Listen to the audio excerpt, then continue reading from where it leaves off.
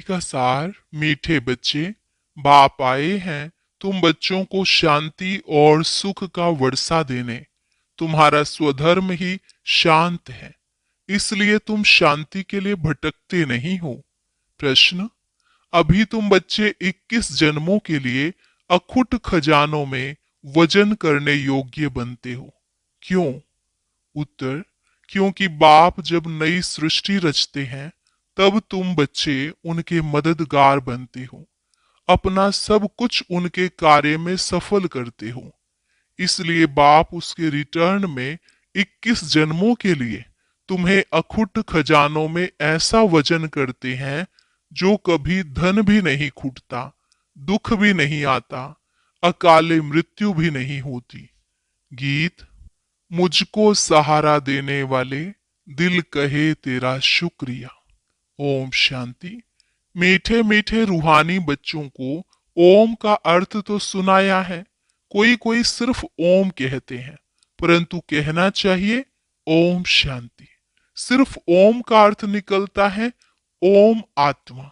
ओम शांति का अर्थ है मैं आत्मा शांत स्वरूप हूं। हम आत्मा हैं, यह हमारा शरीर है। पहले है आत्मा, पीछे है शरीर। आत्मा शांत स्वरूप है, उनका निवास स्थान है शांति धाम। बाकी कोई जंगल में जाने से सच्ची शांति नहीं मिलती है।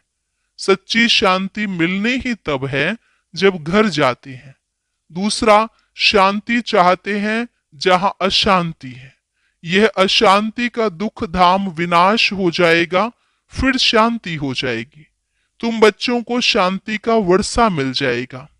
वहां न घर में न बाहर राजधानी में अशांति होगी। उसको कहा जाता है शांति का राज्य। यहाँ है अशांति का राज्य, क्योंकि रावण राज्य है। वह है ईश्वर का स्थापन किया हुआ राज्य। फिर द्वापर के बाद आसुरी राज्य होता है। असुरों को कभी शांति होती नहीं। घर में, दुकान में, जहां तहां अशांति ही अशांति होगी। 5 विकार रूपी रावण अशांति फैलाते हैं। रावण क्या चीज है ये कोई भी विद्वान पंडित आदि नहीं जानते, समझते नहीं है। हम वर्ष वर्ष रावण को क्यों मारते हैं? सतयुग त्रेता में यह रावण होता ही नहीं। वह है ही दैवी राज्य। ईश्वर बाबा दैवी राज्य की स्थापना करते हैं तुम्हारे द्वारा, अकेले तो नहीं करते हैं। तुम मीठे मीठे बच्चे ईश्वर के मददगार हो। आगे तो रावण के मददगार थे, अब ईश्वर आकर सर्व की सदगति कर रहे हैं, पवित्रता सुख शांति की स्थापना करते हैं। तुम बच्चों को ज्ञान का अब तीसरा नेत्र मिला है। सतयुग त्रेता में दुख की बात नहीं, कोई गाली आदि नहीं देते, गंध नहीं खाते। यहाँ तो देखो गंध कितना खाते हैं। दिखाते हैं श्री कृष्ण को गौएं बहुत प्यारी लगती थी। ऐसे नहीं कि श्री कृष्ण कोई गवाला था, गऊ की पालना करते थे। नहीं, वहां की गऊ और यहाँ की गऊ में बहुत बहुत फर्क है। वहां की गायें सतो प्रधान बहुत सुंदर होती हैं। जैसे सुंदर देवताएं वैसे गायें। देखने से ही दिल खुश हो जाए। वह है ही स्वर्ग, यह है नरक। सभी स्वर्ग को याद करते हैं। स्वर्ग और नरक में रात दिन का फर्क है। रात होती है अंधियारी, दिन में है सोजरा। ब्रह्मा का दिन गोया ब्रह्मा वंशियों का भी दिन हो जाता। पहले तुम भी घोर अंधियारी रात में थे। इस समय भक्ति का कितना जोर है। महात्मा आदि को सोने में वजन करते रहते, क्योंकि शास्त्रों के बहुत विद्वान हैं। उन्हों का प्रभाव इतना क्यों है, यह भी बाबा ने समझाया है। झाड़ में नए नए पत्ते निकलते हैं तो सतो प्रधान है। ऊपर से नई सोल आएगी तो जरूर उनका प्रभाव होगा ना अल्पकाल के लिए। सोने अथवा हीरों में वजन करते हैं, परंतु यह तो सब खलास हो जाने हैं। मनुष्यों के पास कितने लाखों के मकान हैं, समझते हैं हम तो बहुत साहूकार हैं। तुम बच्चे जानते हो यह साहूकारी बाकी थोड़े समय के लिए है। ये सब मिट्टी में मिल जाएंगे। किनकी दबी रही धूल में किनकी राजा खाए। बाप स्वर्ग की स्थापना करते हैं, उसमें जो लगाते हैं उन्हों को 21 जन्मों के लिए हीरे ज्वाहरों के महल मिलेंगे। यहाँ तो एक जन्म के लिए मिलता है, वहां तुम्हारा 21 जन्म चलेगा। इन आंखों से जो कुछ देखते हो शरीर सहित सब भस्म हो जाना है। तुम बच्चों को दिव्य दृष्टि द्वारा साक्षात्कार भी होता है। विनाश होगा, फिर इन लक्ष्मी नारायण का राज्य होगा। तुम जानते हो हम अपना राज्य भाग्य फिर से स्थापन कर रहे हैं। 21 पीढ़ी राज्य किया, फिर रावण का राज्य चला, अब फिर बाप आया है। भक्ति मार्ग में सब बाप को ही याद करते हैं। गायन भी है, दुख में सिमरन सब करें, सुख में करे ना कोई। बाप सुख का वर्षा देते हैं, फिर याद करने की दरकार नहीं रहती। तुम मात पिता हम बालक तेरे। अब यह तो माँ बाप होंगे अपने बच्चों के। यह है पारलौकिक मात पिता की बात। अभी तुम यह लक्ष्मी नारायण बनने के लिए पढ़ते हो। स्कूल में बच्चे अच्छा पास होते हैं तो फिर टीचर को इनाम देते हैं। अब तुम उनको क्या इनाम देंगे? तुम तो उनको अपना बच्चा बना लेते हो जादूगरी से।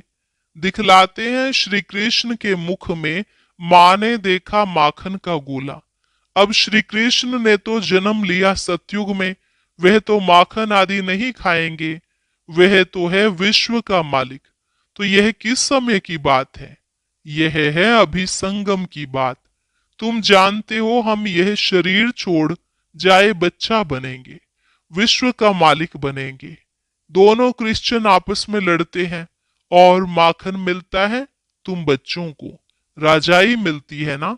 जैसे वो लोग भारत को लड़ाकर मक्खन खुद खा गए।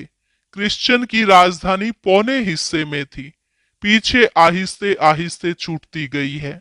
सारे विश्व पर सिवाय तुम्हारे कोई राज्य कर न सके। तुम अभी ईश्वरीय संतान हो। अभी तुम ब्रह्मांड के मालिक और विश्व के मालिक बनते हो। विश्व में ब्रह्मांड नहीं आया, सूक्ष्म वतन में भी राजाई नहीं है। सतयुग त्रेता द्वापर कलयुग यह चक्र यहाँ स्थूल वतन में होता है। ध्यान में आत्मा कहाँ जाती नहीं। आत्मा निकल जाए तो शरीर खत्म हो जाए। यह सब है साक्षात्कार। रिद्धि सिद्धि द्वारा ऐसे भी साक्षात्कार होते हैं जो यहाँ बैठे विलायत की पार्लियामेंट आदि देख सकते हैं। बाबा के हाथ में फिर है दिव्य दृष्टि की चाबी।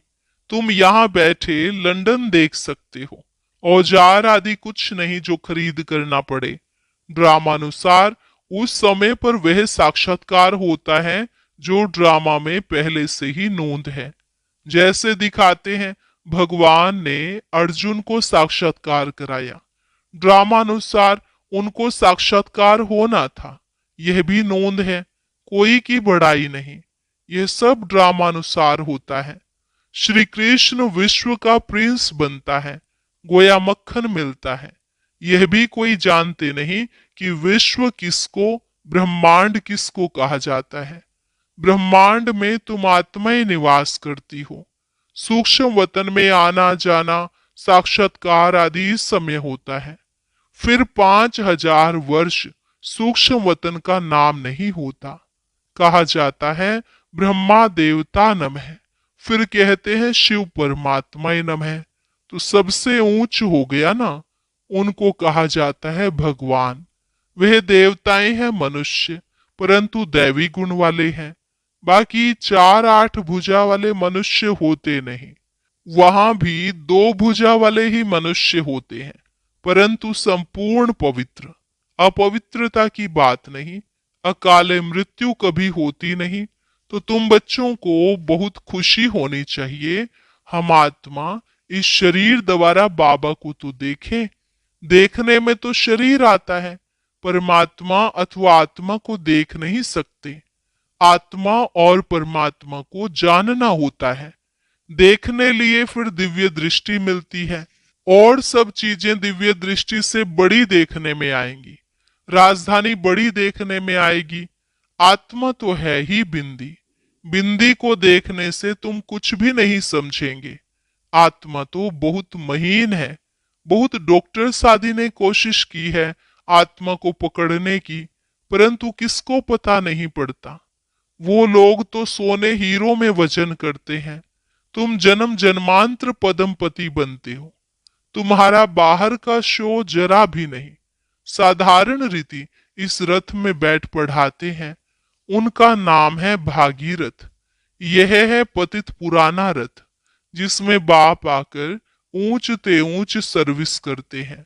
बाप कहते हैं मुझे तो अपना शरीर है नहीं। मैं जो ज्ञान का सागर, प्रेम का सागर हूं, तो तुमको वर्षा कैसे दूं? ऊपर से तो नहीं दूंगा। क्या प्रेरणा से पढ़ाऊंगा? जरूर आना पड़ेगा ना। भक्ति मार्ग में मुझे पूजते हैं, सबको प्यारा लगता हूं। गांधी नेहरू का चित्र प्यारा लगता है, उनके शरीर को याद करते हैं। आत्मा जो अविनाशी है, उसने तो जाकर दूसरा जन्म लिया। बाकी विनाशी चित्र को याद करते हैं। वह भूत पूजा हुई ना। समाधि बनाकर उन पर फूल आदि बैठ चढ़ाते हैं। यह है यादगार। शिव के कितने मंदिर हैं, सबसे बड़ा यादगार शिव का है ना। सोमनाथ मंदिर का गायन है, मोहम्मद गजनबी ने आकर लूटा था। तुम्हारे पास इतना धन रहता था। बाबा तुम बच्चों को रत्नों में वजन करते हैं, खुद को वजन नहीं कराता हूं। मैं इतना धनवान बनता नहीं हूं, तुमको बनाता हूं। उनको तो आज वजन किया कल मर जाएंगे। धन कोई काम नहीं आएगा। तुमको तो बाप अखुट खजाने में ऐसा वजन करते हैं जो 21 जन्म साथ रहेगा। अगर श्रीमत पर चलेंगे तो वहां दुख का नाम नहीं, कभी अकाले मृत्यु नहीं होती। मौत से डरेंगे नहीं। यहाँ कितना डरते हैं, रोते हैं।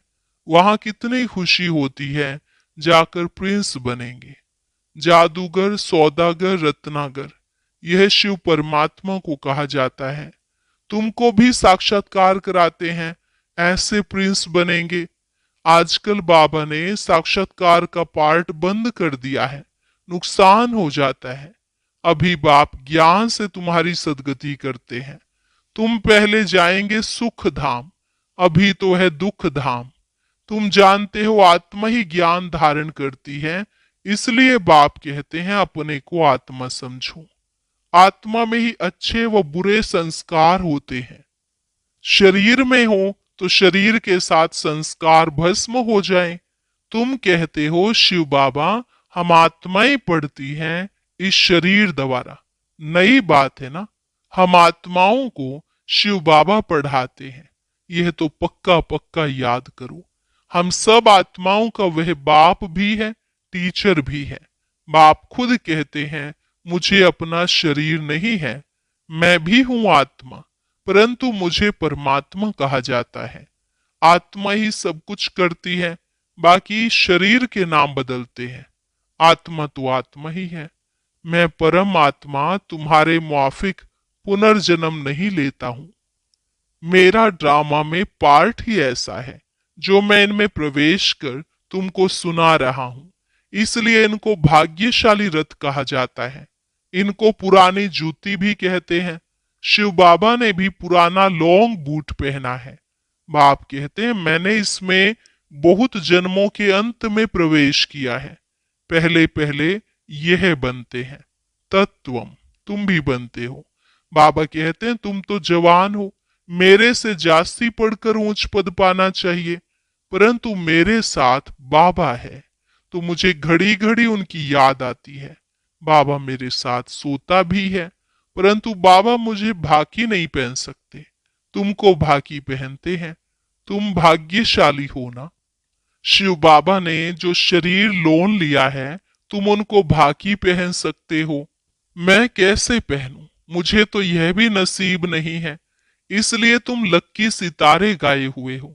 बच्चे हमेशा लकी होते हैं। बाप पैसे बच्चों को दे देते हैं, तो तुम लक्की सितारे ठहरे ना। शिव बाबा भी कहते हैं तुम मेरे से लकी हो। तुमको पढ़ाकर विश्व का मालिक बनाता हूं। मैं थोड़े ही बनता हूँ, तुम ब्रह्मांड के भी मालिक बनते हो। बाकी मेरे पास जास्ती दिव्य दृष्टि की चाबी है। मैं ज्ञान का सागर हूँ, तुमको भी मास्टर ज्ञान का सागर बनाता हूँ। तुम इस सारे चक्र को जान चक्रवर्ती महाराजा महारानी बनते हो। मैं थोड़े ही बनता हूँ। बूढ़े होते हैं तो फिर बच्चों को विल कर खुद वानप्रस्थ में चले जाते हैं। आगे ऐसे होता था। आजकल तो बच्चों में मोह जाकर पड़ता है। पारलौकिक बाप कहते हैं, मैं इनमें प्रवेश कर तुम बच्चों को कांटों से फूल विश्व का मालिक बनाए, आधा कल्प के लिए सदा सुखी बनाए, मैं वानप्रस्थ में बैठ जाता हूँ। ये सब बातें शास्त्रों में थोड़ी ही हैं। सन्यासी उदासी शास्त्रों की बातें सुनाते हैं। बाप तो ज्ञान का सागर है। खुद कहते हैं यह वेद शास्त्र आदि सब भक्ति मार्ग की सामग्री है। ज्ञान सागर तो मैं ही हूँ। अच्छा, मीठे मीठे सिकिलधे बच्चों प्रति मात पिता बाप दादा का याद प्यार और गुड मॉर्निंग। रूहानी बाप की रूहानी बच्चों को नमस्ते। रूहानी बच्चों की रूहानी बाप दादा को नमस्ते नमस्ते, गुड मॉर्निंग। शुक्रिया बाबा, शुक्रिया। धारणा के लिए मुख्य सार, इन आंखों से शरीर सहित जो दिखाई देता है यह सब भस्म हो जाना है। इसलिए अपना सब कुछ सफल करना है। बाप से पूरा वर्षा लेने के लिए पढ़ाई पढ़नी है। सदा अपने लक को स्मृति में रख ब्रह्मांड व विश्व का मालिक बनना है। वरदान, वह ड्रामा वाह की स्मृति से अनेकों की सेवा करने वाले सदा खुशनुमा भव। वह ड्रामा वाह की स्मृति से अनेकों की सेवा करने वाले सदा खुशनुमा भव।